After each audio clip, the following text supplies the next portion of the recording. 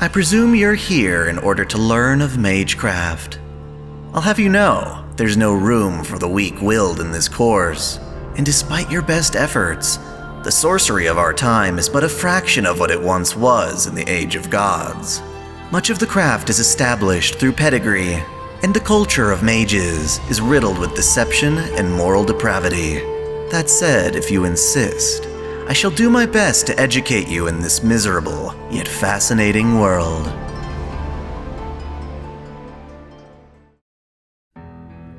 In our previous lesson, I covered the various motivations that mages tend to have, including both common motives and more personal ones.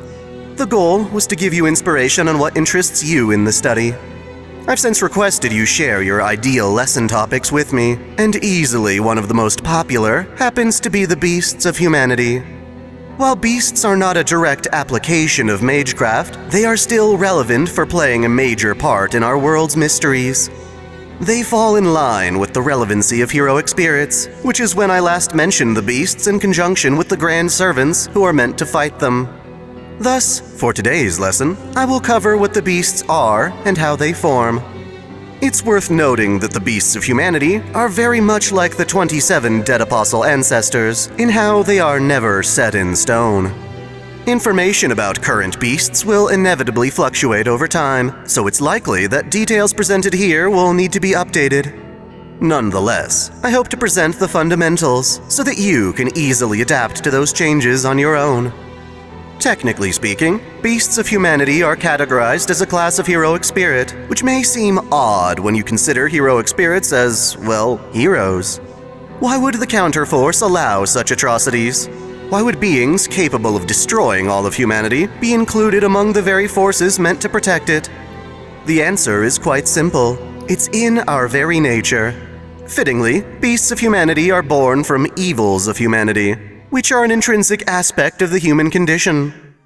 Dr. Henry Jekyll, who dedicated himself to researching the difference between good and evil, discovered that humanity's evil is inseparable and cannot be defeated. It is something we will always be fighting against as intelligent beings. When this concept is manifested on a greater scale, it means that just as any human has the capacity to become a hero, we also have the capacity to become our own greatest threat. Allow me to clarify. Fortunately, just because we all have the capacity for evil, that does not mean any given person or creature is able to become a beast. Rather, only those who possess an authority of the beast can actually become a candidate. Similar to the Dead Apostle ancestors, beast-class servants are limited to open positions. In this case, they can fill the roles of Beasts 1 through 7, with each designated slot reserved for the embodiment of a specific sin. Please bear in mind, this is an entirely separate concept to the biblical 7 cardinal sins. This means that, at any given moment, there can only be 7 beasts, with some bizarre exceptions. Ironically, beast candidates aren't inherently malicious, despite everything I've said so far. They all possess, to some extent, a love for humanity. Their actions are more evil than their intentions, considering beasts threaten humanity in order to help it.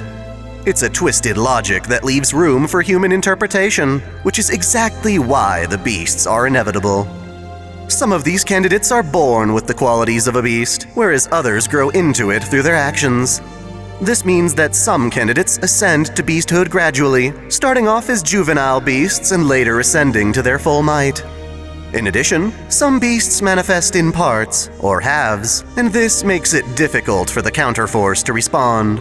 Unless a beast is considered fully mature as one of the 7 slots, the counterforce is unlikely to summon a grand servant to fight back.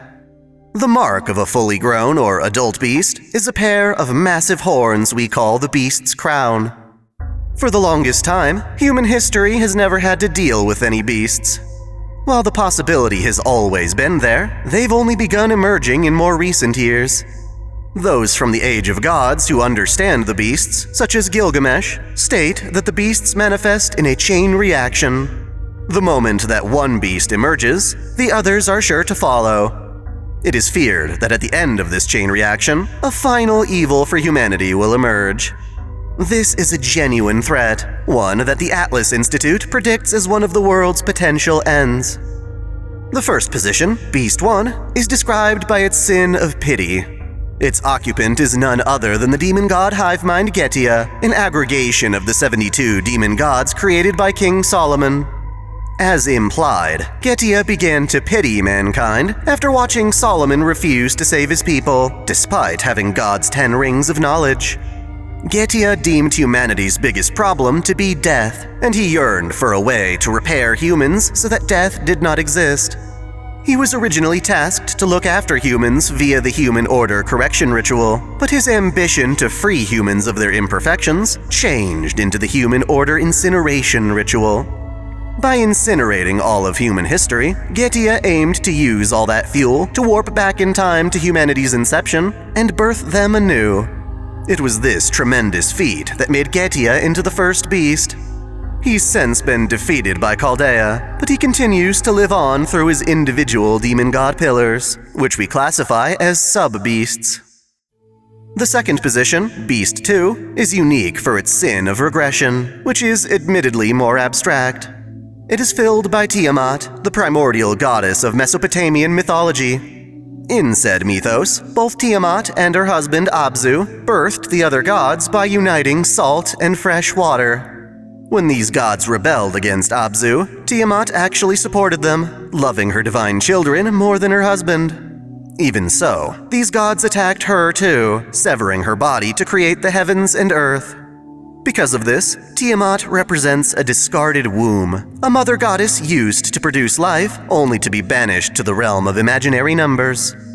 During Getia's incineration of humanity, a singularity was formed around ancient Mesopotamia, and the Holy Grail allowed for Tiamat to awaken. Ironically, she serves as an enemy to mankind out of her love for them. More specifically, she wishes to be defeated by her children for the sake of their growth.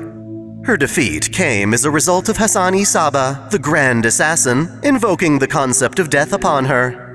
Her Lahmu and other creatures tainted by her Chaos Tide also qualify as sub-beasts. Beast 3 is more complicated. Its sin of pleasure can manifest through both depravity and lust, allowing this position to be split into opposing halves. These halves are known as left and right, lapse and rupture, black and white, or even yin and yang. Practically speaking, this means there are 2 incarnations of Beast 3, each diametrically opposed to the other, despite sharing the same basic sin. The first of these 2 to manifest is Beast 3R, occupied by a wicked woman named Kiara Sesshoin. She was a Spiritron hacker carrying on the Shingon Tachikawa Eiten school of Buddhism, known for its sexual rituals. She gained a massive following of worshippers obsessed with her, and she fostered that obsession by encouraging both their lust and hatred for her. Kiara was the central figure of this religious practice. This was her way of saving humans, but ultimately these followers grew mad from their obsession, committing suicide. Through her efforts in the Mooncell Holy Grail War, she continued to use herself to bring people salvation, becoming a vessel for human pleasure on a cosmic scale. This form, Heaven's Whole, nearly made the entire Earth her plaything. In the timeline on which Chaldea is established, Kiara follows a more humble path, working at the Seraphix oil rig when she encounters Zepar, one of the lingering demon god pillars of Getia. Zepar used this Kiara as a vessel, possessing her as it took control of the oil rig and digitized it as a closed-off space where it could hide. As a result, Kiara inherited her nature from her Mooncell counterpart, developing an authority of the beast. Just like she did in the Mooncell, Kiara formed a cult with the surviving members of Seraphix, and once again yearned to save humanity by having them worship her. By conducting Grail Wars within this digitized Seraphix, Kiara amassed the strength needed to mature as the Beast of Pleasure. As a fully adult Beast 3R, she aimed to become one with the planet, bringing salvation to humanity. Fortunately, this transformation was never successfully completed, as her concept of love and salvation would have seemed apocalyptic to most. Beast 3L is occupied by the Hindu goddess of love, Kama, and his more wicked counterpart, Mara. Kama was a god who could bring lovers together by shooting them with flowery arrows from his sugarcane bow. This backfired when Kama was tasked with shooting Shiva with an arrow so that Shiva and Parvati could bear children. Angered, Shiva opened his third eye, burning Kama to ashes. Ever since, Kama has felt the need to rebel against love, and reasoned he could do this by narcissistically flooding the universe with his love. Unlike Kiara, who received all of humanity's love into herself, Kama would instead expand to give love to all of humanity. He took the form of a pseudo-servant in a woman's body before taking over the Tokugawa Oku. Interpreting the Oku as a place of lust, Kama defined the space as a labyrinth dedicated to the shogun's pleasure and designed it through the 5 Buddhist precepts that condemn inappropriate behavior. Kama used this labyrinth as a nest while she matured as a beast, and to prove herself superior to Kiara, who would come before her, she sought to defeat Chaldea. She hoped to lure in Chaldea's master, Ritsuka, and have them break the 5 precepts to become a Tokugawa. Doing so would fill Kama with the power she needed to spread her love throughout the cosmos. Much like Kiara, however, her attempts were foiled by Chaldea's servants and Lady Kasuga of the Oku. Thus, both Beast 3L and R were vanquished while just on the verge of maturity. Subverting expectations, Beast 4 doesn't initially look like much of a threat to humanity. Cath Palug was the beast presiding over the sin of comparison.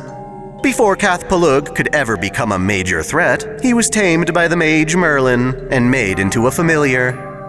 Cath Palug spent time in a tower at Avalon, where Merlin was sealed, but was eventually given the freedom to seek that which he found beautiful. The beast made his way to Chaldea and stayed at the facility as a pet named Foe. A tremendous amount of strength stirred within Foe, rarely ever being used. Ultimately, Foe gave up all of this power, discarding his authority as a beast in order to resurrect Mashu Kyrielite through his force of providence. In the aftermath, Foe became nothing more than a regular animal. This left the position of Beast 4 open to new candidates, and was later filled by a being called Koyenskaya. In the year 1908, Russia was hit by an enormous explosion referred to as the Tunguska event. The explosion brought grief to the Earth, killing helpless animals. From this tragedy, Koyenskaya manifested as a nature spirit representing these animals, and by extension, all animals who had been oppressed by humanity. She appears within the saint graph of Tamamo no Mae, who also bears resentment toward humans. Normally, this temporary manifestation would have disappeared not long after emerging, but because Cath Palug left a vacancy for Beast 4, Koyenskaya gained the authority of the beast and began working to mature as one under the sin of cherishment. Koyenskaya's supposed love for humanity is something intrinsic to all nature spirits. That is, humans are just as much a part of the earth as nature is. She loves humans in that they are a part of nature, but she also yearns for their demise because they threaten nature. Koyenskaya grows her tails by aiding the alien god and observing phantasmal beings through her NFF services company. Upon growing 6 tails, she finally ascends as the new Beast 4. Much to my dismay, the position of Beast 5 is a complete mystery. We can neither confirm its vacancy, nor discern who may be filling that role. Beast 5's associated sin also eludes us. It bears the same shade of mystery as the unknown true magics. We can confirm such openings exist, but that is the extent of our knowledge. Beast 6 is quite fascinating. I know I mentioned that the beast sins differ from biblical accounts, but in this specific case, we have an actual manifestation from the Book of Revelations. The Beast of 666 is a creature wearing 10 crowns that symbolize the sins of mankind. It has 7 heads, each representing the hills of the Roman Empire. For their crucifying of Jesus Christ, Romans have been described in the Bible as ones who oppose Christ, or in more contemporary terms, the Antichrist. Throughout the ages, the Beast of 666 has taken on traits of satanic and evil elements, so it's really no surprise that if such a being could be summoned, they would count as a beast of humanity. During one Holy Grail war, the mage known as Monica Saggio succeeded in doing just this. The souls of 7 servants combined to birth an infant of insolence. Its childlike nature is frightening, and it looks toward Monica as its mother. When she is attacked, the beast rampages as a devilish predator. Monica went through this trouble so that her servant, Arthur Pendragon, could have his wish of an eternal Britain. This, however, was not something Arthur asked for, and he instead took it upon himself to slay both Monica and the beast. Sadly, this assault was insufficient, merely placing the beast into a dormant state where it could resurrect Monica. As such, when Arthur was about to enter Avalon, Merlin tasked him with pursuing Beast 6 across other worlds, in a manner similar to Miyamoto Musashi. In his pursuit, Arthur noticed that Beast 6 had split into two aspects, an L and R, just like Beast 3. With little information to go on, he only knows that Beast L possesses a noxious gas, while R has a lingering scent. It is worth noting that Monica herself is referred to as an evil of humanity. As if Arthur's journey weren't difficult enough on its own, yet another factor complicates his search for Beast 6. While Monica summoned the Beast of 666 through a Holy Grail war, it was a generic conception of the creature. Many scholars of St. John's Book of Revelation associate the beast with none other than Nero Claudius, the 5th emperor of Rome. When translated from Greek to Hebrew, Nero is the same as the number 666. Thus, she is often scrutinized as an antichrist, the whore of Babylon. This infamy put Nero in a position to become a version of Beast 6, labeled Beast 6S. Known as Sodom's beast, Nero Claudius, in her juvenile form as the bewitching Queen Draco, took advantage of an alternate version of Getia's incineration to create imitation singularities. As opposed to Getia, Draco sought to completely erase the human order. Manipulating things from the shadows, she had the soul of Nebuchadnezzar II possess Gilgamesh's corpse. As Gilgamesh II, he turned Babylonia into a realm of sin that Draco could feed upon to mature as a beast. Through this, she ascended from a larval state into a truly terrifying monstrosity. Like the other beasts before her, Chaldea took to the fight and defeated her alongside Arthur and the Grand Rider Noah. Despite this effort, the Beast 6 that Arthur pursues still exists, and yet another version, 6G, is expected to emerge before long. At this point, however, it has yet to do so. Our final example, Beast 7, is occupied by the alien god hoping to invade Earth through one of 7 lost belts. Just as Gilgamesh predicted, the rise of Getia as Beast 1 has been followed by the emergence of a 7th beast, the beast that announces the end. Very little is known about this alien god, other than how it came to Earth in response to experiments being conducted on another of its kind. Upon arrival, the god bleached the planet and planted 7 fantasy trees, each connected to a world that the universe would have otherwise discarded. The alien aimed to descend into whichever lost belt thrived the most, which happened to be at Olympus. Perhaps due to sabotage from the mage Kirshtaria Vodim, the alien god incarnated on Earth in the body of a mortal girl, Olga Marie Animosphere. Choosing to call herself Olga Marie, she awaits as an even more powerful vessel can be located for her. Her desire is to conquer Earth and subjugate humanity. Under the Beast class, it's quite possible she'll be able to do so. As of this moment, those are all the currently existing beasts of humanity. Beyond that, there are evils of humanity who may eventually achieve a similar status. The nefarious Ashia Doman, for instance, hoped to ascend Ibuki Doji as a beast embodying Yamata no Orochi. Daji, the manipulative Chinese vixen, also counts as an evil of humanity alongside the divine kami Amaterasu. Angra Mainyu, a pitiful man famed as all the world's evils, is also rather obviously considered an evil of humanity. It's in the nature of his tragedy, after all. Had things gone differently during Fuyuki's 5th Holy Grail War, I fear he too could have become one of the beasts. In summation, beasts of humanity are a class of servant born directly from human nature. So long as we remain intelligent beings, the possibility for evil will never go away. Certain entities considered evils of humanity may find themselves earning a beast's authority, becoming candidates for the beast class.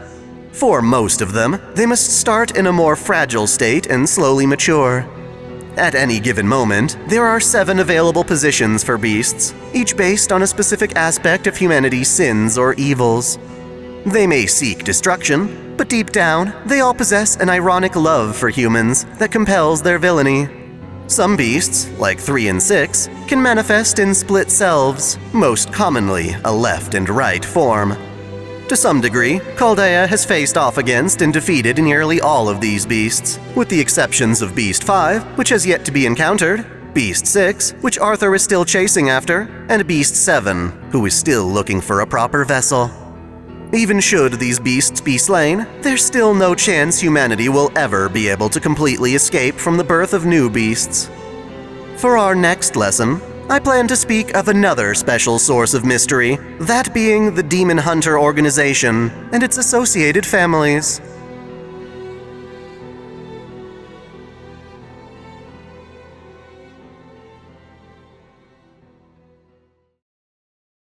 Before I go ahead and roll the credits, I want to give a special shout out to all my $10 and up supporters. Video Gamer 75, C. James Torley, Stephen Elak, Samuel Gersten, Otaku Mom, Jens Bauman, Mystic Samurai 1983, Freebrick, Cosmonaut, RNGer Shuffles 1498, Alexis Yukio Gomez Yamato, Johnny Tsunami, Link Pendrago, Caitlin P, Vladimir Rovna, Succubus Sakura, Normace, and SF Giants fan Mike.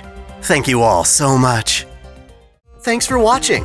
If you enjoy this channel, help us grow by liking, commenting, sharing the video, subscribing to Otaku Daikun, and most of all, smashing that notification bell so you don't miss out on all of our anime discussion, lore, or Let's Play content. You can support us directly through Patreon, Subscribestar, or our YouTube membership, all of which come with benefits like exclusive vids and early access. As always, celebrate your fandom!